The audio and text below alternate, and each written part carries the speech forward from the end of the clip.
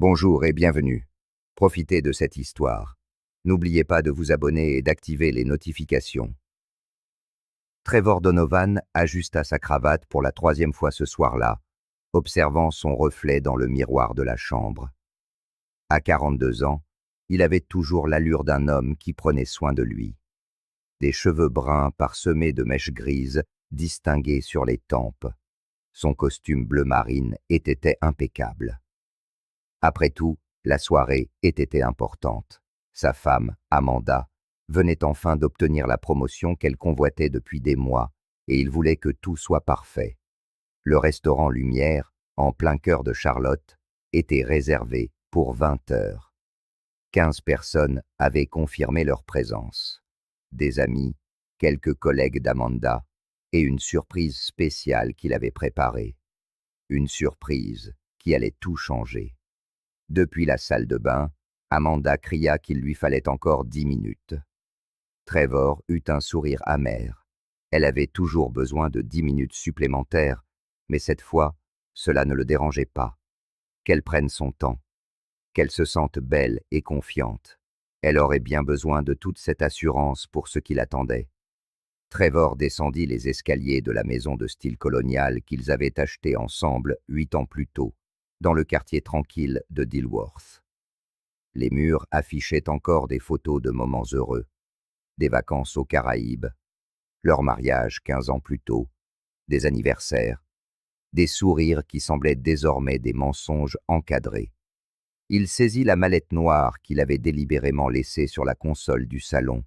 À l'intérieur se trouvaient des documents organisés, des conversations imprimées, des photographies, des preuves. Le mot sonnait froid et clinique, mais c'était exactement ce dont il s'agissait. Tout avait commencé 6 jours plus tôt, un mardi ordinaire. Trevor était rentré du travail vers 19 heures, épuisé après avoir résolu des problèmes logistiques dans l'entreprise où il travaillait comme directeur des opérations. Amanda était sur le canapé, téléphone à la main, souriant à l'écran, avec une expression qu'il n'avait pas vue depuis longtemps. Du moins, pas quand elle le regardait, lui. Lorsque Trevor lui demanda ce qui était si drôle, elle verrouilla rapidement l'écran et répondit que c'était juste un mème idiot envoyé par une amie. Il n'insista pas. À l'époque, il ne se posait pas encore de questions. Pendant le dîner, elle toucha à peine à son assiette, prétextant avoir mangé quelque chose au bureau lors d'une réunion qui s'était prolongée. Plus tard, alors qu'il regardait la télévision, son téléphone vibra 3 fois de suite. Amanda sursauta, déclarant qu'elle devait prendre un appel professionnel important, et s'enferma dans le bureau pendant 40 minutes. Trevor n'était pas stupide. Il travaillait dans la logistique, avec des itinéraires, des schémas, et un schéma était en train de se dessiner. Au cours des 2 derniers mois, Amanda rentrait de plus en plus tard, toujours avec des excuses liées au nouveau poste qu'elle s'apprêtait à occuper. Réunions, verres d'entreprise, réseautage. Elle semblait plus animée, plus vivante, mais paradoxalement plus distante de lui. Elle prenait de longues douches dès son retour à la maison. Elle avait changé de parfum. Elle avait commencé à aller à la salle de sport 4 fois par semaine, au lieu de 2. De petits changements qui, pris isolément, ne signifiaient rien. Mais ensemble, ils brossaient un tableau que Trevor refusait de voir. Jusqu'à ce mardi soir, il attendit qu'elle s'endorme. Amanda avait toujours eu le sommeil lourd, un effet secondaire des anxiolytiques qu'elle prenait. Trevor resta éveillé, fixant le plafond, écoutant sa respiration régulière à ses côtés. Quand l'horloge sonna 2 heures du matin, il se glissa hors du lit avec précaution. Le téléphone d'Amanda chargeait sur sa table de chevet, à quelques centimètres de sa tête. L'écran s'illuminait périodiquement de notifications. Trevor le saisit, le cœur battant si fort qu'il était certain qu'elle se réveillerait rien qu'en l'entendant. Il prit doucement la main de sa femme, plaça son pouce sur le capteur d'empreinte, et le téléphone se déverrouilla. En une seconde, des années de confiance venaient d'être violées, mais Trevor sentait qu'il n'avait pas le choix. Les messages étaient là, des mois de conversation avec un contact enregistré sous le nom de Brian Bureau. Au début, il semblait professionnel. Discussions sur des projets, des réunions, des stratégies. Puis, lentement, les frontières s'étaient estompées. Des compliments longs d'un paragraphe, des blagues privées, des émojis suggérant une intimité croissante. Et puis, environ 6 mois plus tôt, la ligne avait été complètement franchie. Je ne peux pas m'arrêter de penser à toi. Cet après-midi à l'hôtel était incroyable. Mon mariage est mort depuis des années. Tu es la seule chose qui me donne l'impression d'être vivant. Trevor dut couvrir sa bouche pour ne pas vomir. Il continua à lire. Chaque mot était comme un coup de poignard. Amanda répondait avec la même intensité, disant des choses sur Trevor qui le brisèrent. C'est un homme bien, mais tout est si prévisible, si ennuyeux. Brian me comprend d'une manière que Trevor n'a jamais comprise. Les messages les plus récents concernaient le dîner de célébration que Trevor avait suggéré. Amanda avait écrit « Il insiste pour ce stupide dîner. Ça va être tellement ennuyeux, mais je dois y aller pour sauver les apparences. J'ai hâte d'être à jeudi, quand je pourrai enfin être avec toi sans me presser. » Trevor fit des captures d'écran de tout, des dizaines. Ses mains tremblaient si fort que certaines étaient floues, mais la plupart étaient lisibles. Il découvrit que Brian n'était pas un simple collègue. Il s'agissait de Brian Foster, le directeur du développement qui avait recruté Amanda pour son nouveau poste. Il avait 38 ans, était divorcé et avait la réputation d'un séducteur dans le monde de l'entreprise. Trevor trouva son profil LinkedIn. Un bel homme, dut-il admettre, avec un sourire confiant et une liste impressionnante de réussites professionnelles. Le genre d'homme dont Amanda avait toujours dit qu'il n'était pas son type. Apparemment, elle avait menti sur ce point aussi.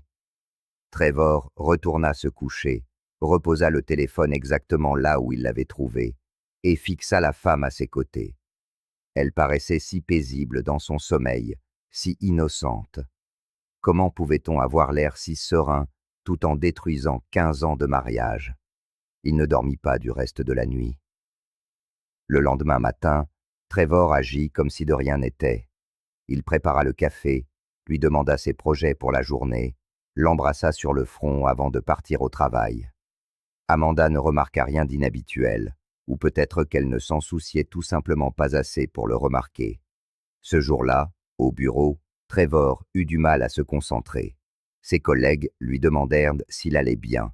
Il répondit que c'était juste la fatigue. Dans l'après-midi, il prit une décision. Il n'allait pas confronter Amanda en privé. Il ne lui donnerait pas l'occasion de minimiser, de mentir ou de transformer cela en une dispute privée qu'elle pourrait contrôler. Il allait s'y prendre différemment. Le dîner de célébration avait lieu dans 4 jours. Trevor avait 4 jours pour tout planifier. D'abord, il confirma tous les invités qu'Amanda avait suggérés, des amis proches, sa sœur, 3 de ses collègues. Puis, Trevor ajouta son propre nom à la liste. Il appela directement le siège de l'entreprise et, usant des compétences de persuasion affinées par des années de négociations logistiques, obtint les coordonnées personnelles de Richard Wallace, le PDG de la société d'Amanda. Richard était un ancien militaire conservateur de 61 ans, connu pour valoriser l'intégrité par-dessus tout. Des histoires circulaient sur des cadres renvoyés sur le champ pour des manquements éthiques mineurs. Trevor expliqua qu'il organisait un dîner pour célébrer la promotion de sa femme et qu'il serait honoré de la présence du PDG. Richard, apparemment impressionné par le geste, accepta. Il précisa qu'il se rendait rarement à ce genre d'événement, mais qu'il ferait une exception. Trevor appela également le restaurant et fit une demande spéciale. Il voulait faire une présentation surprise pendant le dîner, un hommage à sa femme. Il aurait besoin d'un projecteur et d'un écran. Le gérant du Lumière, habitué aux demandes inhabituelles de clients fortunés, accepta sans poser de questions. Cela coûterait un supplément, mais l'argent était le dernier des soucis de Trevor à ce moment-là. Il ne dit rien à Amanda à propos de Richard Wallace. Quand elle lui demanda la liste finale des invités, il ne mentionna que les noms qu'elle connaissait. « Ça va être une soirée spéciale », dit-il, et pour la première fois depuis des jours, il sourit sincèrement. Spéciale, elle le serait, c'est certain, mais pas de la manière dont Amanda l'imaginait. Les jours suivants furent surréalistes. Trevor maintint la façade d'un mari aimant, tandis qu'à l'intérieur, il n'était que rage contenue. Amanda continuait d'envoyer des SMS à Brian. Trevor ne vérifia plus son téléphone. Il n'en avait pas besoin. Il avait déjà tout ce qu'il lui fallait. Le jeudi, la veille du dîner, Amanda partit pour une énième prétendue réunion. Elle dit qu'elle rentrerait tard. Trevor profita de ces temps pour finaliser sa présentation. Il sélectionna les captures d'écran les plus révélatrices, les organisa par ordre chronologique pour raconter toute l'histoire. Il ajouta de simples en-têtes avec les dates, rien de sensationnel. Les faits parlaient d'eux-mêmes. Il enregistra le tout sur une clé USB et sur son téléphone. Redondance. Il ne pouvait se permettre de prendre aucun risque. Maintenant, samedi soir, le moment était arrivé. Trevor entendit Amanda descendre les escaliers. Elle portait une élégante robe noire, des bijoux discrets, un maquillage parfait. Elle était stupéfiante, et cela ne fit qu'approfondir la douleur dans sa poitrine. « Tu es magnifique, » dit-il. Et c'était vrai. « Prête pour ta grande soirée ?» Amanda sourit et l'embrassa légèrement. « Merci d'organiser tout ça, Trevor. Je sais que tu m'as beaucoup soutenu. » Soutenu. Le mot résonna dans son esprit. Il attrapa les clés de la voiture. « Allons-y.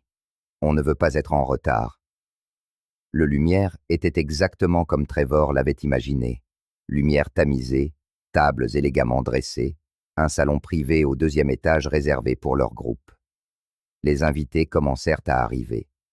Les amis étreignirent Amanda et la félicitèrent avec enthousiasme. Sa sœur Monica était rayonnante. « Tu mérites ça, ma sœur. » Les 3 collègues d'Amanda arrivèrent ensemble. Trevor les reconnut des fêtes de fin d'année de l'entreprise. Ils semblaient sincèrement heureux pour elle, de bonnes personnes qui n'avaient aucune idée de ce qui allait se passer. Puis, Richard Wallace entra. Trevor le vit le premier. Un homme grand, aux cheveux gris parfaitement peignés, dans un costume qui coûtait probablement plus que le salaire mensuel de Trevor. Amanda était de dos, discutant avec Monica, et ne le vit pas tout de suite. Lorsqu'elle se retourna et que son regard croisa celui de Richard, toute couleur quitta son visage. « Monsieur Wallace, » balbutia-t-elle, « je ne savais pas que vous veniez. » Richard lui tendit la main et la serra fermement. « Votre mari a été très persuasif. Il a dit qu'il était important que je sois là. Félicitations pour la promotion, Amanda. Vous avez travaillé dur pour l'obtenir. » L'ironie de ces mots n'échappa pas à Trevor. Travailler dur?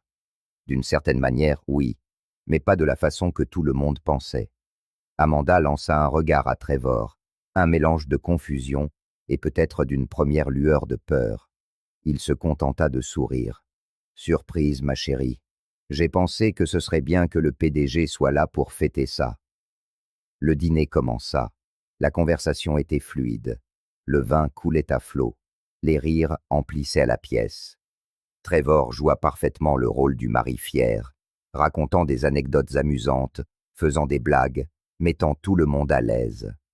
Amanda était visiblement tendue, mais les autres mirent cela sur le compte du trac naturel en présence du PDG. Entre les plats, Trevor se leva. Il tapota doucement son verre avec un couteau pour attirer l'attention. « Tout le monde, si vous me le permettez, j'aimerais porter un toast. » Le silence se fit dans la pièce. Tous les yeux se tournèrent vers lui. « Amanda et moi sommes ensemble depuis 15 ans. 15 années de hauts et de bas, de croissance, de construction d'une vie. Quand elle m'a parlé de cette promotion, J'étais sincèrement heureux pour elle. Elle a toujours été ambitieuse, a toujours voulu plus, et maintenant elle l'a obtenu. Il marqua une pause et regarda Amanda droit dans les yeux. Elle était blême. Mais plus que de célébrer une promotion, je voulais célébrer des valeurs. Des valeurs comme la loyauté, la confiance, l'intégrité. Ce sont ces choses qui nous définissent, non seulement professionnellement, mais en tant qu'êtres humains. Et c'est... Trevor se tourna vers Richard Wallace. Monsieur Wallace, je sais que vous êtes réputé pour valoriser l'éthique par-dessus tout, pour attendre de vos cadres non seulement qu'ils obtiennent des résultats, mais qu'ils le fassent en maintenant les plus hauts standards moraux. Richard hocha la tête, manifestement d'accord. Absolument. Sans intégrité, aucune réussite n'a de réelle valeur. Trevor sourit.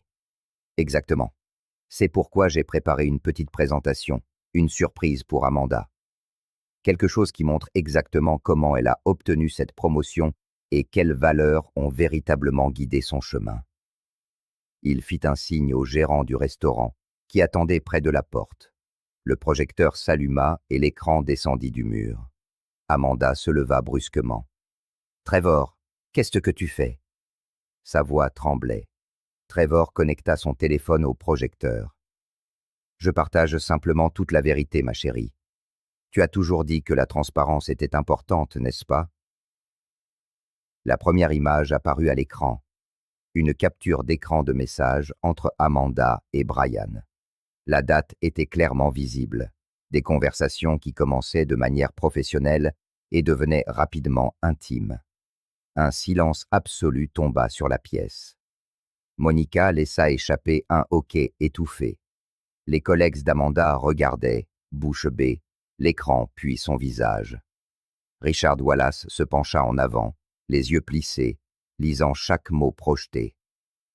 Trevor continua de faire défiler les images, chacune plus accablante que la précédente. Des messages sur des rendez-vous à l'hôtel, des discussions sur les mensonges racontés à Trevor, des plans pour un avenir où Trevor n'existait tout simplement pas. Et puis, le message sur le dîner, les mots d'Amanda projetés en lettres géantes. Ça va être tellement ennuyeux, mais je dois y aller pour sauver les apparences. Amanda était maintenant debout, les larmes coulant sur son visage, son maquillage ruiné. « Trevor, arrête ça, s'il te plaît. » Il s'arrêta sur l'image et la regarda avec un calme qui le surprenait lui-même. « Pourquoi? Tu ne voulais pas fêter ça. Nous célébrons ta promotion, ta relation avec Brian Foster, le directeur qui t'a engagé. Tout est révélé maintenant. La transparence, tu te souviens? » Monica pleurait. Les amis fixaient le sol, mal à l'aise. Les collègues d'Amanda chuchotaient entre eux. Et Richard Wallace. Richard fixait Amanda avec une expression de pure déception et de colère contenue. « Brian Foster, » dit-il, sa voix basse mais claire. « Vous aviez une relation avec Brian Foster, votre supérieur direct ?» Amanda essaya de parler, mais aucun son ne sortit. Richard se leva et ajusta sa veste. « Cette affaire sera traitée en interne. Amanda, vous recevrez une notification officielle des RH Landy. Brian également. » Il regarda Trevor. « Je suis désolé que vous ayez dû l'apprendre de cette manière. Aucun homme ne mérite ça. » Puis il partit, et sa sortie sembla aspirer tout l'air de la pièce. Amanda se tourna vers Trevor, la colère mêlée au désespoir. « Tu m'as détruite. Comment as-tu pu faire ça devant tout le monde ?» Trevor rit, un rire sans joie. « Je t'ai détruite. Moi, Amanda, c'est toi qui as détruit 15 ans de mariage. Tu m'as trompé, tu m'as menti chaque jour, tu as planifié un avenir avec un autre homme en dormant dans mon lit, et tu as le culot de me reprocher d'avoir exposé la vérité. » Il fit un pas vers elle. « Tu as dit que j'étais ennuyeux, que sauver les apparences avec moi était une corvée. Eh bien, Maintenant, tu n'as plus besoin de sauver les apparences. Tout le monde sait qui tu es vraiment. Les invités commencèrent à partir un par un. Certains offrirent des excuses maladroites. Monica serra Trevor dans ses bras avant de partir, murmurant un « Je suis désolé » qui n'était pas destiné à sa sœur. En quelques minutes, il ne resta plus que Trevor et Amanda dans la pièce. Elle était maintenant assise, la tête dans les mains, sanglotant. « Qu'est-ce qui va se passer maintenant ?» demanda-t-elle, la voix brisée. Trevor rangea son téléphone et prit sa mallette. « Je vais te dire ce qui va se passer. Lundi, tu recevras un avis de licenciement ou, si tu as de la chance, une sévère rétrogradation. Brian sera viré, j'en suis certain.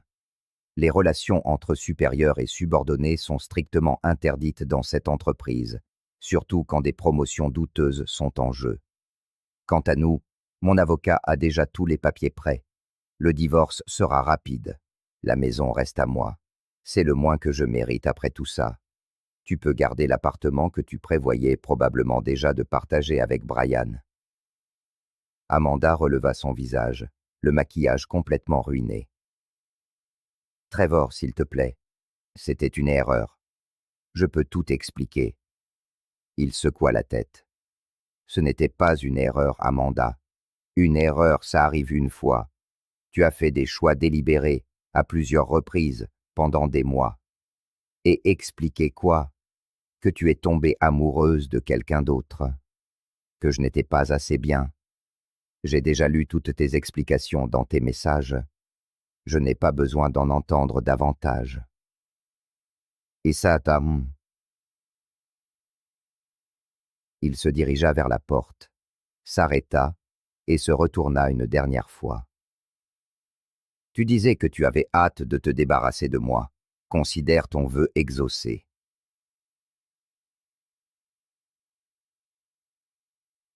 Le lundi suivant, la nouvelle se répandit dans l'entreprise d'Amanda comme une traînée de poudre. Brian Foster fut licencié à la première heure et escorté hors du bâtiment avec ses affaires dans un carton. L'entreprise avait une tolérance zéro pour les manquements à l'éthique, surtout de la part de dirigeants abusant de leur position. Amanda fut convoquée au RH vers 10 heures. La réunion dura 40 minutes. Quand elle en sortit, elle était visiblement secouée. Sa promotion était révoquée. Elle était mutée à un poste subalterne dans une succursale plus petite, à 2 heures de Charlotte. C'était ça ou la démission volontaire. Elle choisit la mutation, mais tout le monde savait que ce n'était qu'une question de temps avant qu'elle ne parte. L'environnement était devenu insupportable. Les collègues qui l'admiraient autrefois l'évitaient désormais. Des chuchotements la suivaient dans les couloirs. Trevor, de son côté, se retrouva dans une position inattendue. L'histoire du dîner avait inévitablement circulé. Certains le considéraient comme un homme vengeur, mais la plupart voyaient en lui un homme qui avait su défendre son honneur. Des collègues qui avaient vécu des situations similaires vinrent lui parler. Des amis qui s'étaient éloignés pendant son mariage réapparurent. Son avocat, un homme d'expérience nommé Martin Hughes, s'assura que la procédure de divorce soit rapide et favorable. « Vous avez toutes les preuves nécessaires », lui dit Martin lors d'une réunion. « Aucun juge ne remettra en question votre position. » La maison resta à Trevor. Les biens furent partagés d'une manière qui reflétait la trahison. Amanda ne se battit pas beaucoup. Elle savait qu'elle n'avait aucune base morale pour exiger plus. 3 mois après cette nuit aux lumières, Trevor était assis sur sa terrasse, regardant le coucher de soleil avec une bière à la main. La maison semblait plus grande maintenant, plus vide, mais aussi plus honnête. Il n'y avait plus de mensonges cachés dans l'ombre. Il avait commencé une thérapie, une suggestion de Monica qu'il avait acceptée à contre-cœur et qui, à sa grande surprise, l'aidait. Sa thérapeute, le docteur Sarah Chen, l'aida à gérer la colère, la trahison et la perte.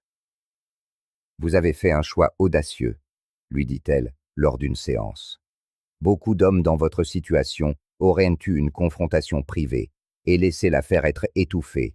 Vous avez choisi la vérité publique. C'était dur, mais c'était honnête. Trevor y réfléchit. Était-ce honnête ou simplement vengeur? Peut-être les deux, et peut-être que c'était bien ainsi. Amanda finit par démissionner. La mutation n'avait pas fonctionné. Elle trouva un emploi dans une plus petite entreprise, avec un salaire nettement inférieur. Brian tenta de reconstruire sa carrière, mais sa réputation le précédait. Les entreprises posaient des questions. Les références étaient vérifiées. La vérité finissait toujours par refaire surface. Quant à leur relation, elle ne survécut pas à la pression. Une fois que ce n'était plus excitant et interdit, une fois que ce n'était plus que la réalité avec ses conséquences, leur romance s'effondra. Ils rompirent environ 2 mois après son licenciement. Amanda appela Trevor une fois, tard dans la nuit, environ 4 mois après le divorce. Elle pleurait, disant qu'elle avait fait la plus grande erreur de sa vie, que la vie qu'ils avaient lui manquait, qu'il lui manquait. Trevor écouta en silence. Quand elle eut fini, il dit simplement « Tu m'as manqué aussi, Amanda. Chaque jour, pendant des mois, pendant que tu étais avec lui. La différence, c'est que tu ne me manques plus. » Et il raccrocha. Trevor recommença à fréquenter des femmes, avec prudence. Il ne cherchait rien de sérieux, mais il était ouvert aux possibilités. Une collègue, Lisa, avait montré de l'intérêt. Elle était divorcée aussi et comprenait le bagage qu'il portait. Ils étaient sortis quelquefois, des dîners sans prétention, sans engagement. C'était agréable, simple, honnête. Un samedi, près de 6 mois après cette nuit fatidique aux Lumières, Trevor passa en voiture devant le restaurant. Il se gara sur le côté et contempla l'élégante façade. Tant d'émotions étaient liées à cet endroit. La colère, la douleur, la vengeance, la justice. Il songea à y entrer, peut-être pour exorciser les fantômes, mais y renonça. Ce chapitre était clos. Il redémarra la voiture et reprit sa route, au sens propre comme au figuré. Monica, la sœur d'Amanda, était restée en contact avec Trevor. Elle se sentait terriblement mal à propos de ce que sa sœur avait fait, mais reconnaissait aussi que Trevor avait simplement été honnête dans un monde plein de mensonges. « Amanda demande parfois de tes nouvelles, » lui dit Monica autour d'un café. « Elle veut savoir si tu vas bien. »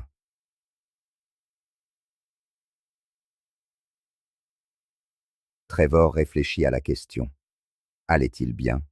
Pas complètement. Il y avait encore des nuits difficiles, des moments où la solitude pesait lourdement, mais il allait mieux, plus fort, et surtout, libre. « Dis-lui que je vais bien, » répondit Trevor.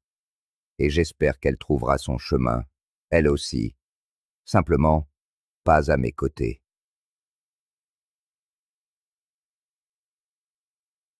La leçon que Trevor tira de cette expérience était complexe. D'un côté, l'exposition publique avait apporté la justice. Amanda et Brian avaient dû faire face aux conséquences réelles de leurs actes. De l'autre, Trevor reconnaissait qu'une partie de sa motivation avait été la pure vengeance. Il avait voulu qu'elle souffre comme il avait souffert, et ce fut le cas, mais cela lui avait-il apporté une véritable paix? En partie. Son thérapeute lui avait dit quelque chose qui l'avait marqué. La vengeance peut apporter une satisfaction momentanée, mais c'est la reconstruction de sa propre vie qui apporte une paix durable. Trevor y travaillait, faisant chaque jour le choix d'aller de l'avant, de ne pas laisser la trahison le définir, de bâtir quelque chose de nouveau sur les ruines. 1 an après le dîner, Trevor était dans une phase complètement différente de sa vie. Il avait été promu au travail. Son dévouement renouvelé n'était pas passé inaperçu auprès de ses supérieurs. Lui et Lisa entretenaient désormais une relation sérieuse, et bien qu'il ait encore des moments de méfiance, de peur d'être à nouveau blessé, elle se montrait patiente et compréhensive. Ils étaient partis en voyage ensemble à la montagne, passant un week-end dans un chalet isolé. C'est là, sous un ciel nocturne froid et clair, constellé d'étoiles, que Trevor sentit enfin qu'il avait complètement tourné la page. « Tu as déjà été marié ?» demanda Lisa, connaissant la réponse mais voulant l'entendre de sa bouche. Trevor raconta l'histoire, sans entrer dans les détails sordides, mais en disant l'essentiel. Elle l'écouta sans le juger. « Et tu crois encore en l'amour ?» demanda-t-elle lorsqu'il eut terminé. Trevor réfléchit un long moment. « Oui, » dit-il finalement, simplement avec plus de sagesse maintenant, et certainement avec plus d'honnêteté. La vie reprit son cours, comme toujours. Amanda finit par déménager dans un autre État pour prendre un nouveau départ. Brian disparut des radars, menant probablement ses propres combats. Richard Wallace continua de diriger l'entreprise avec la même rigueur éthique dont il avait toujours fait preuve. Et Trevor Donovan, l'homme qui avait transformé un dîner de célébration en règlement de compte, trouva la paix non pas dans la vengeance qu'il avait assouvie, mais dans la vie qu'il s'était reconstruite. Il apprit que la trahison ne définit pas la victime. C'est la manière dont la victime choisit de se relever qui compte. Et Trevor choisit de se relever avec dignité, avec honnêteté, et finalement, avec espoir. Le dîner aux Lumières resterait toujours un souvenir, mais plus une blessure à vif. Une cicatrice peut-être, mais les cicatrices ne sont que la preuve que nous avons survécu. Merci d'avoir regardé cette vidéo. Si elle vous a plu, n'oubliez pas de vous abonner à la chaîne et d'activer les notifications pour ne manquer aucune nouveauté. À la prochaine.